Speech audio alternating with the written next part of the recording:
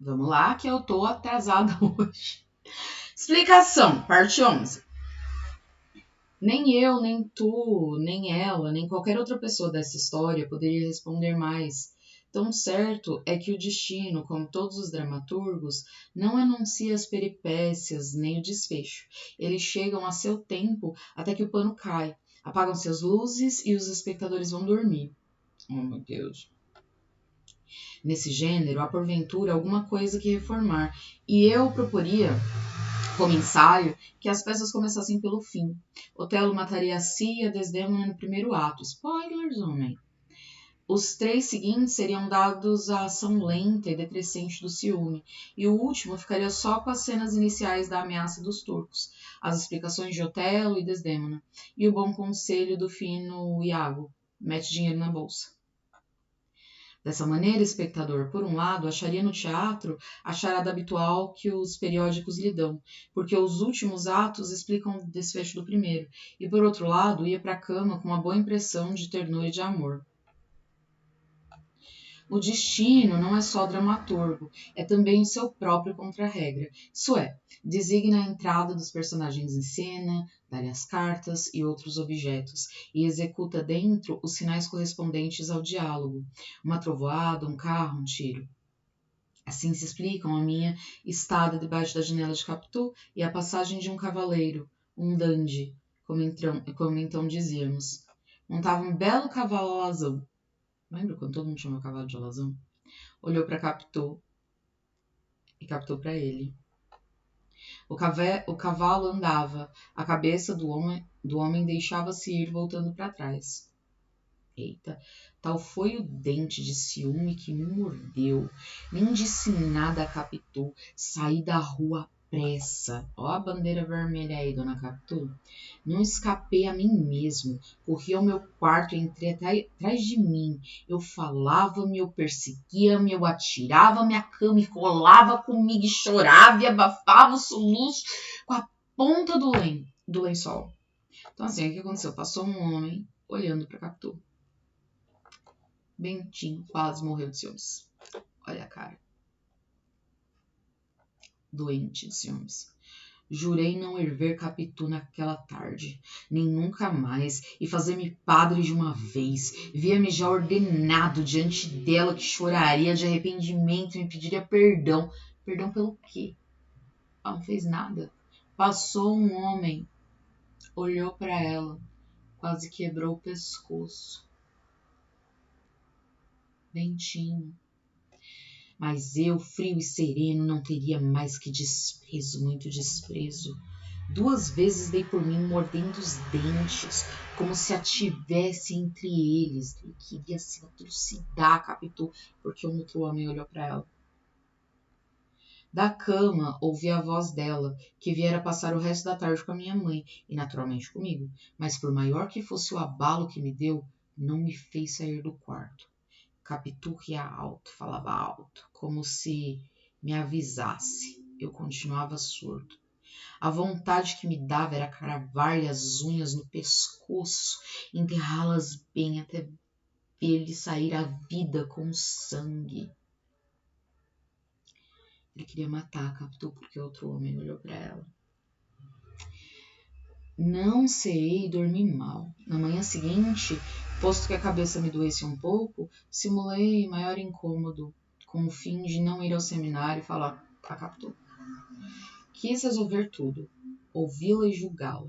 Poderia ser que tivesse defesa e explicação. Tinha ambas as coisas. Quando soube a causa da minha reclusão na véspera, disse-me que não podia crer que depois da nossa troca de juramentos, tão leviana a julgasse. Tipo, homem, eu jurei a minha vida a você. Que mais você quer? Confessou-me que não conhecia o rapaz, senão como os outros que ali passavam as tardes, a cavalo ou a pé. Se olhara para ele, era prova exatamente de não haver nada entre ambos. Se houvesse, era natural dissimular. Fez então uma promessa. A primeira suspeita da minha parte, tudo estaria dissolvido entre nós. Capitu também, louca amiga. Aceitei a ameaça e jurei que nunca a haveria de cumprir. Era a primeira suspeita e a última. Segredo por segredo. Naquele mesmo tempo, senti tal ou qual necessidade de contar a alguém o que se passava entre mim e Capitu. Não contei tudo, mas só uma parte. Depois de ter jurado pra ela que não ia contar, filho da mãe, traidor, Bentinho, é difícil simpatizar com você, meu amigo. Mas vamos lá. Não contei tudo, mas só uma parte. Foi Escobar que recebeu. Lógico que ele contou pra Escobar. Ouvia espetando-me os olhos. Eu não posso ser padre. Estou aqui, os meus acreditam e esperam, mas eu não posso ser padre. Nem eu, Santiago. Nem você? Segredo por segredo? Também eu tenho o propósito de não acabar o curso. Meu desejo é o comércio. Mas não diga nada. Fica só entre nós. Dei então 2 voltas e sussurrei a primeira palavra da minha confidência, tão escassa e surda que não a ouvi eu mesmo. Sei, porém, que disse. Uma pessoa. Não foi preciso mais para que ele entendesse. Uma pessoa devia ser uma moça. Nem penses que pasmou de me ver enamorado. Achou até natural. Então contei-lhe por alto o que podia, mas demoradamente, para ter o gosto de repisar o assunto. Escobar escutava com interesse. No fim, declarou-me que era segredo enterrado em cemitério. Deu-me de conselho que não me fizesse padre. Não podia levar para a igreja um coração que não era do céu, mas da terra. Seria um mau padre. Nem seria padre. Não calculas o prazer que me deu a confidência que eu fiz. Era como uma felicidade a mais. Lá em casa todos ficaram gostando muito de você. Também eu fiquei gostando de todos. Mas se é possível fazer distinção, confesso-lhe que sua mãe é uma senhora adorável. Não é verdade? Minha mãe era temente a Deus, sabes disso? E das suas práticas religiosas e da fé pura que as animava. Católica e devota, sentia muito bem que as promessas se cumprem. Mas presumo que minha mãe faria, se pudesse, uma troca de promessa, dando parte dos seus anos para conservar-me consigo, fora do clero, casado e pai. Sucedeu que a minha ausência foi logo temperada pela assiduidade de Capitu. Essa começou a fazer-se necessária. Pouco a pouco veio-me a persuasão de que a pequena me faria feliz. Então a esperança de que o nosso amor, tornando-me absolutamente incompatível com o seminário, me levasse a não ficar lá nem por Deus nem pelo diabo. Nesse caso, eu romperia o contrato sem que ela tivesse culpa. Era como se, tendo confiado a alguém a importância de uma dívida para levá-la ao credor, o portador guardasse o dinheiro consigo e não levasse nada. Catu passou a ser a flor da casa, o sol das manhãs, o frescor das tardes, a lua das noites. Lá vivia horas e horas ouvindo, falando e cantando. O meu nome era, entre minha mãe e ela, como a senha da vida futura. Assim se entendera que minha mãe me dissesse, quando eu cheguei a casa num sábado. Isso se entenderá que minha mãe me dissesse quando cheguei na casa num sábado, isso porque Capitu estava na Rua dos Inválidos com Sinhazinha e Gurgel. Por que não vais vê-la? No domingo corri à Rua dos Inválidos. O pai de Sancha recebeu-me em desalinho e triste. A filha estava enferma. Caíra na véspera com uma febre. Capitu veio então dizer ao pai de Sancha que a filha mandara chamar. Trazia sinais de fadiga e comoção, mas tão depressa me viu ficou toda outra, a mocinha de sempre, fresca e lépida, não menos que espantada. Porque a Capitu tinha uma devoção pelo Bentinho, pela família do Bentinho, pela vida do Bentinho. Vagamente lembra-me que lhe perguntei se a demora ali seria grande. Não sei. A febre parece que cede. Também me lembro vagamente que lhe expliquei a minha visita à Rua dos Inválidos, com a pura verdade, isso é, conselho da minha mãe. Conselho dela? E acrescentou com os olhos que brilhavam extraordinariamente. Seremos felizes. Gurgel tornou à sala e disse a Capitu que a filha chamava por ela. Eu levantei-me depressa e não achei compostura. Ao contrário, Capitu ergueu-se naturalmente, nem sobressalto nem nada, nenhum ar de mistério da parte de Capitu. Voltou-se para mim e disse-me que levasse lembrança da minha mãe e a prima Justina, e que até breve. Foi-se ao corredor. Todas as minhas invejas foram com ela.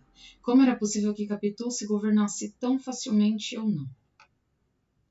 Está uma moça. Sim, a cara de pastel. Na verdade, Capitu ia crescendo as carreiras, as formas arredondavam-se e avigoravam-se com grande intensidade. Moralmente, a mesma coisa. Ela estava ficando uma mocinha, uma mulherzinha. Era mulher por dentro e por fora, mulher à direita e à esquerda, mulher por todos os lados, desde os pés até a cabeça. Esse arvorecer era mais apressado, agora que eu a via de dias a dias. De cada vez que vinha a casa, achava mais alta e mais cheia. Os olhos pareciam ter outra reflexão e a boca outro império.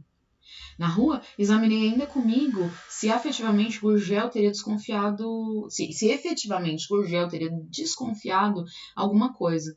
Mas achei que não. E pus-me a andar. Ia satisfeito com a visita, com a alegria de Capitu, a tal ponto que não acudi logo à voz que me chamava. Santiago! Que é o sobrenome dele, né? Um substituto. Ah, graças a Deus, finalmente sou perto do livro. Era o meu colega Escobar, que veio ter a máquina de cavalo. Juntou comigo, Escobar? Vim pra isso mesmo.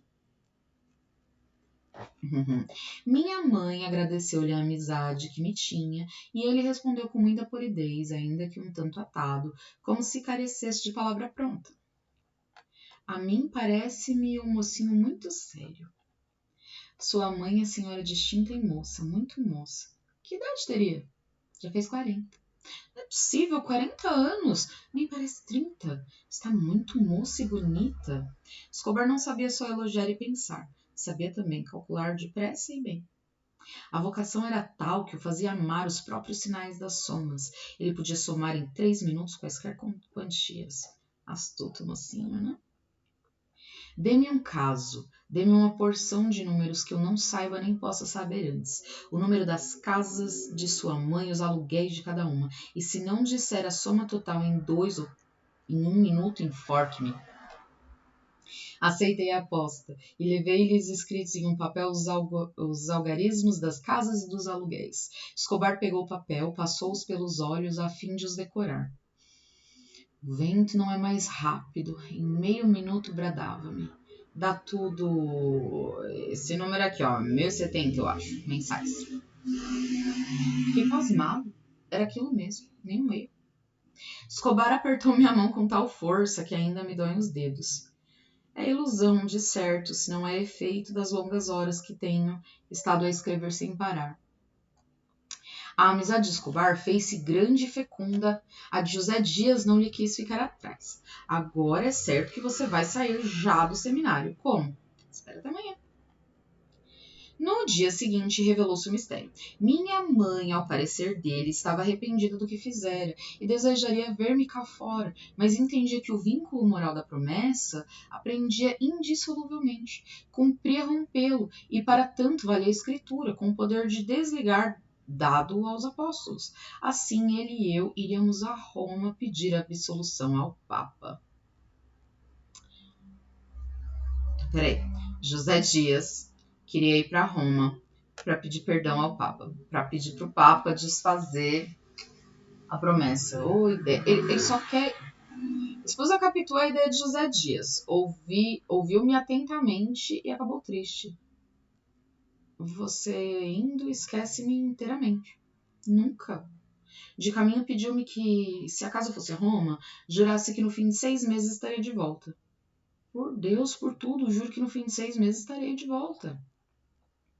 Quando voltei ao seminário, contei tudo ao meu amigo Escobar, que me ouviu com igual atenção e acabou com a mesma tristeza da outra.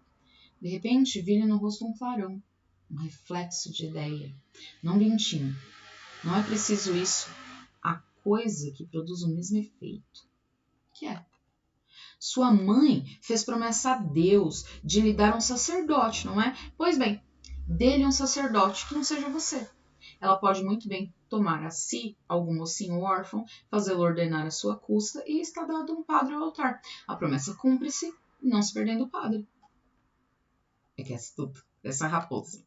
Escobar observou que, pelo lado econômico, a questão era fácil. Minha mãe gastaria o mesmo que comigo, e um órfão não precisaria de grandes comodidades. Citou a soma dos aluguéis das casas, esse número aqui, ó, que estão cifrando bem aqui no meio, eu não sei ler. Além dos escravos.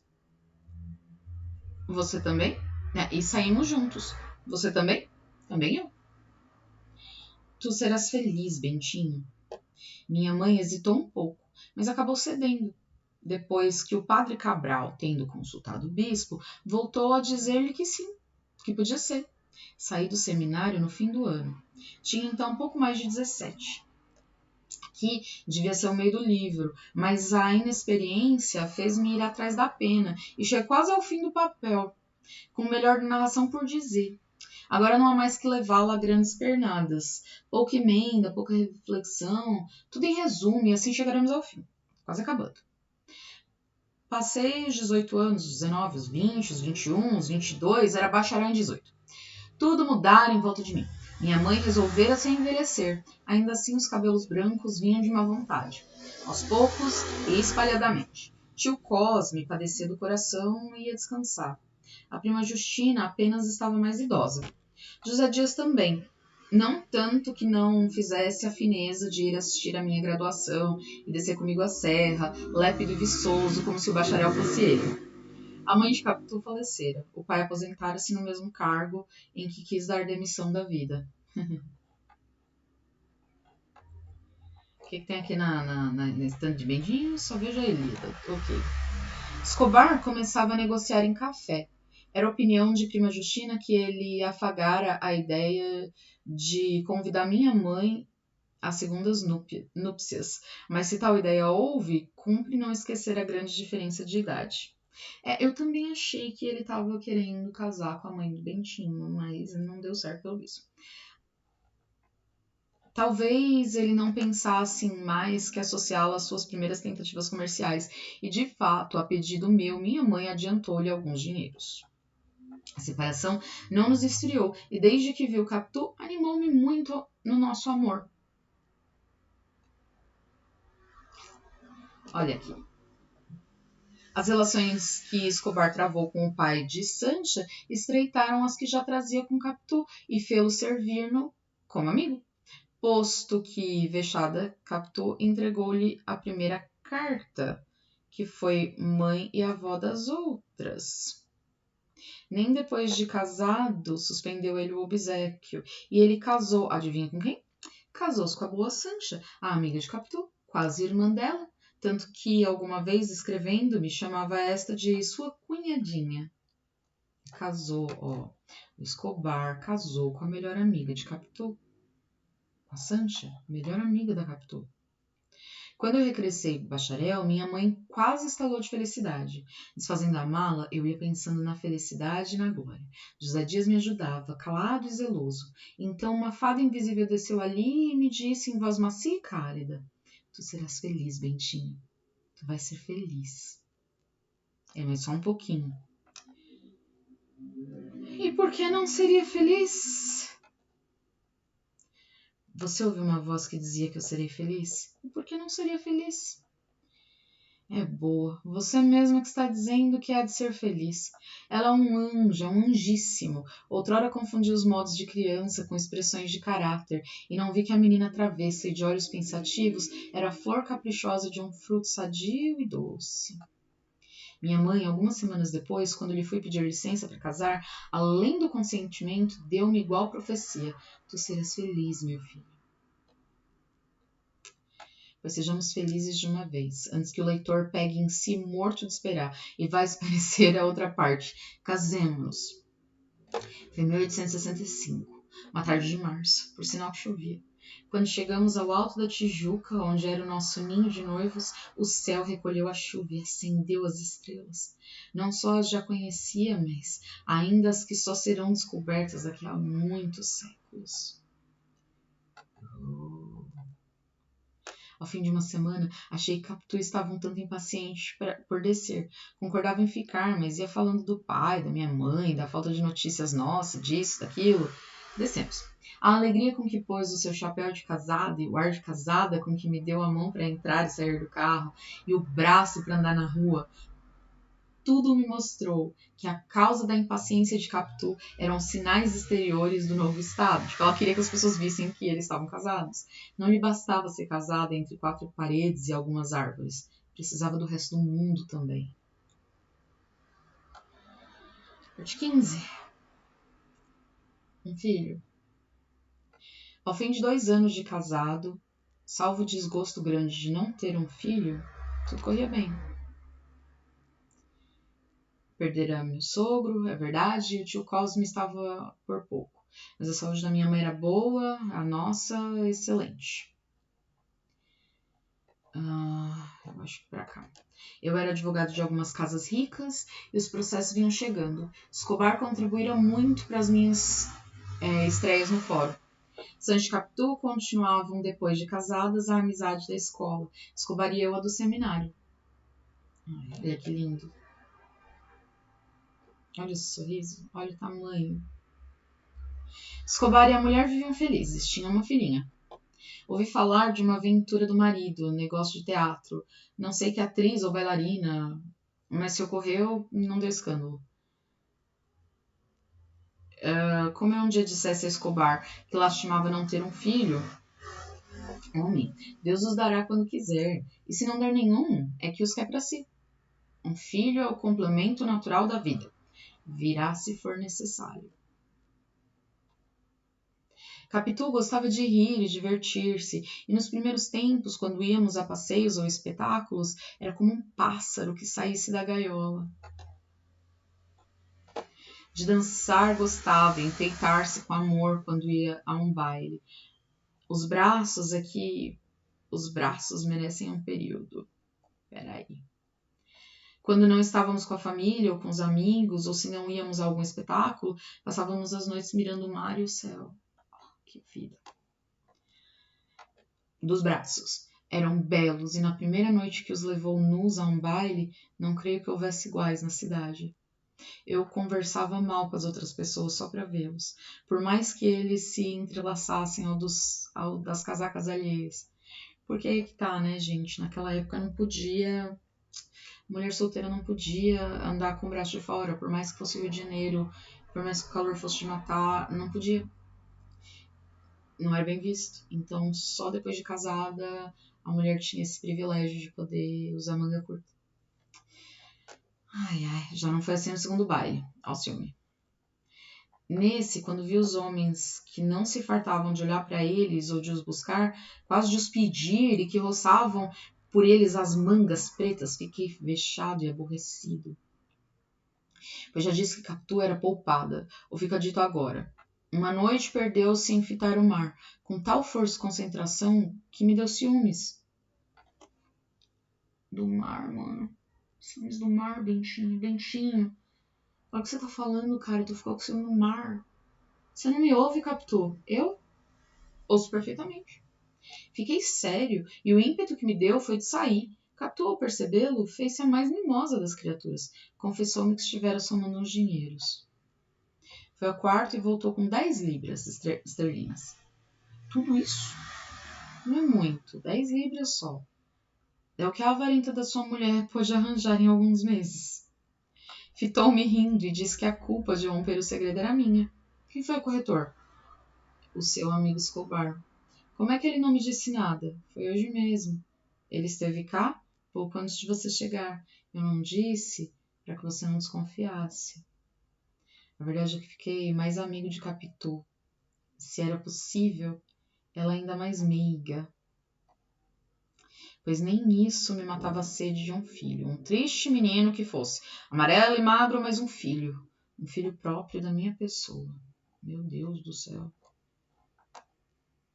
Quando víamos a filha de Escobar e Sancha, familiarmente, Capituzinha, por diferenciá-la de minha mulher, visto que lhe deram o mesmo nome, ficávamos cheios de inveja.